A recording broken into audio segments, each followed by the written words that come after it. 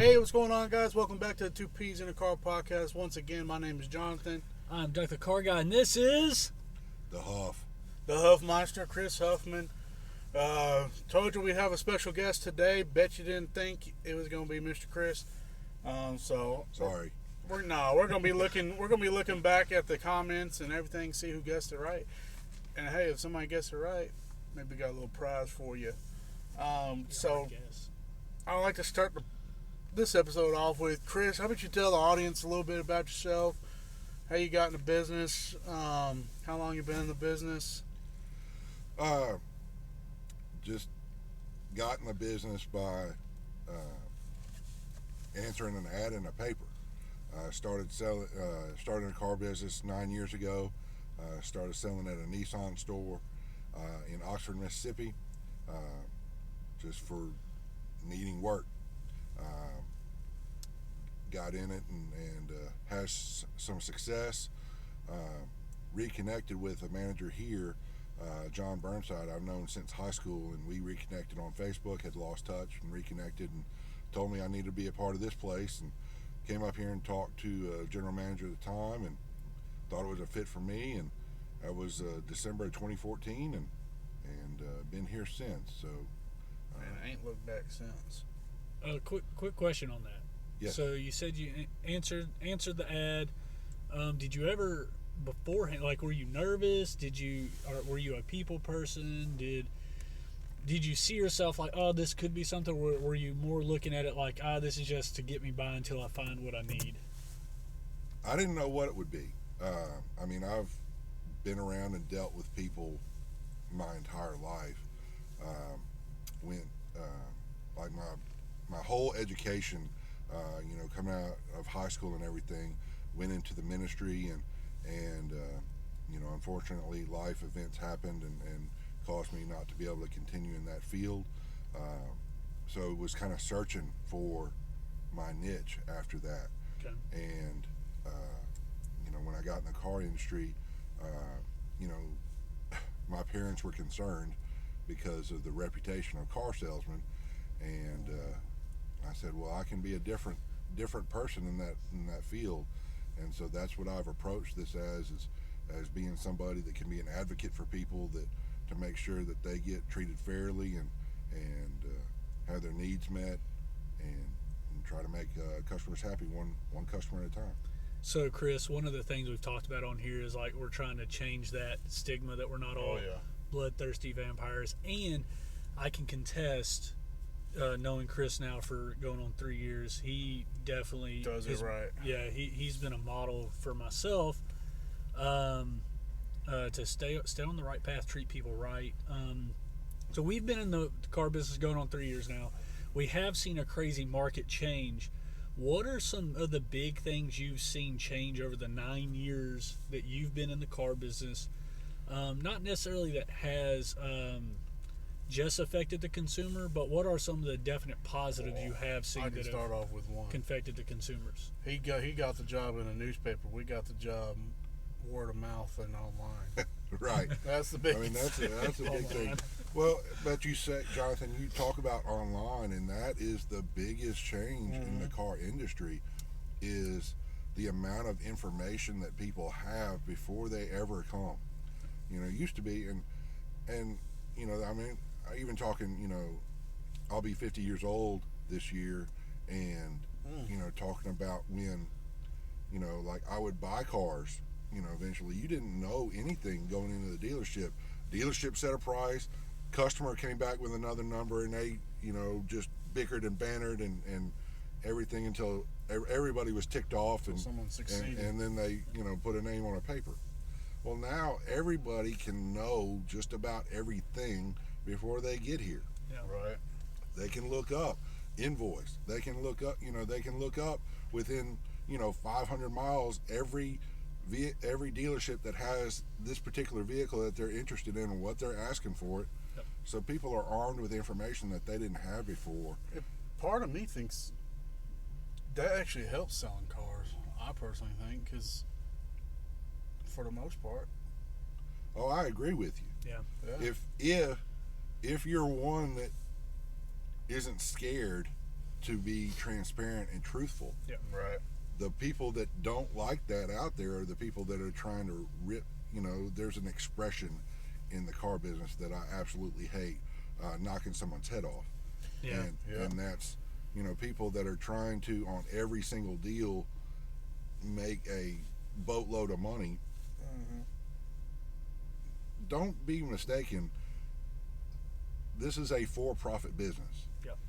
The doors don't stay open if you don't make money. Right.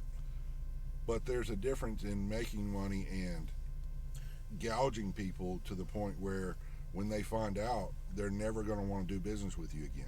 Right. Yep. And I'm proud to work for an organization that, during the chip shortage and all that we had going on, other dealers were charging on new cars 4, 6, 8,000 over sticker, and we didn't. Right. And so I feel like it's been great. it's all about how you treat people. So Absolutely. it's all about how you treat people, and guys at home, guys and girls listening.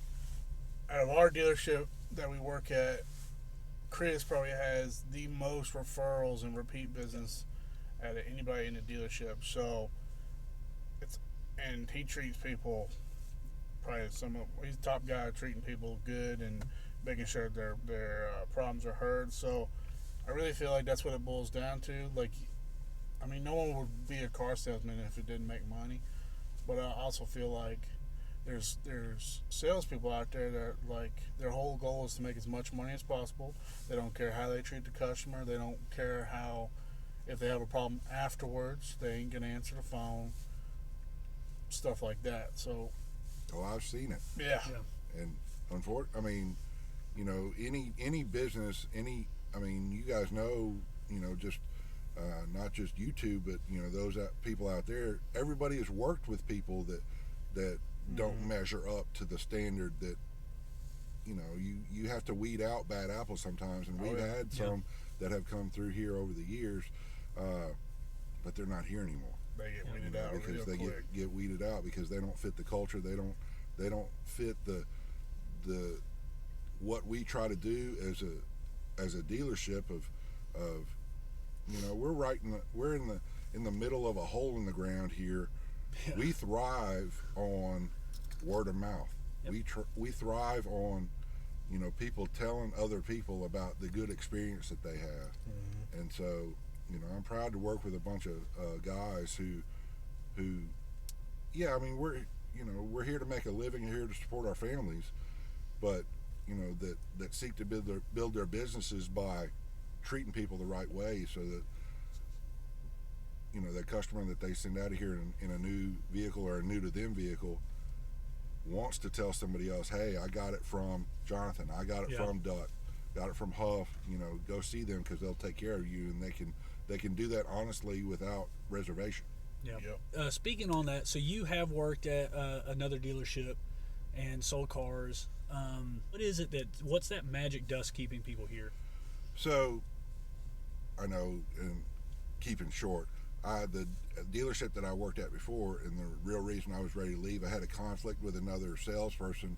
Tried to talk to them about it, and they were like, "No, I'm not even talking about it." Tried to talk to a manager, saying we need to work together, and he was like, "There's a car business, right? There's no professional courtesy here." And I was like, "All right, peace. I'm gonna go." One of the biggest things here is that this dealership has allowed me to be me. They're not tried to form me into, you got to sell things this way. They allow me to treat the customer the way that I feel like I want to be treated. Be honest, be transparent, no pressure. I mean, I use the moniker No Hassle Huff. That's good. And they allow me to do that. And, and so, we thrive as a dealership on that, of having a relaxed atmosphere where people aren't pressured. Mm-hmm. We show them options and then let them make their decisions. So that's really the thing that has kept me here is allowing me to be me, and it's so far been successful. Yeah. I got one question. I know we're probably getting a little long here, but okay. Knowing what you know now, mm-hmm. would you rather you keep your knowledge that you have now? Would you rather go back and sell cars 8 years ago, or would you rather sell vehicles in today's time? Well, I'd rather in today's time because quick statistic used to be people would visit 4 to 5 dealerships before they decide to buy a car. Mm-hmm. Well, now because of everything online, they doing a lot of online shopping. You know that when somebody gets to your lot, if they're not already a referral or a repeat customer, that they've kind of narrowed their search. Yeah. So they're not just randomly looking at stuff. They have an idea. And so I like the fact that, I mean, there are still those people that come and I just want to look around. But a lot of people come and they're already kind of focused and like, Right. I know what I need to look at.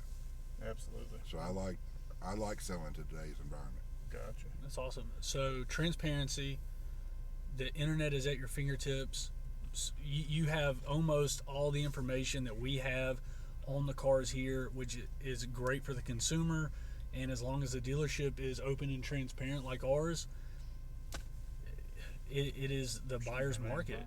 Chris, since you are a special guest, Huff, want to... Before that, a couple housekeepings. Run up the subscribers. Let's get Donald an iPhone. He needs to join Team iPhone. Subscribe. Yeah, what are you doing? It's free. It's free. Make an account, subscribe, log out, make another account, subscribe. You can't do that, and repeat and repeat and repeat.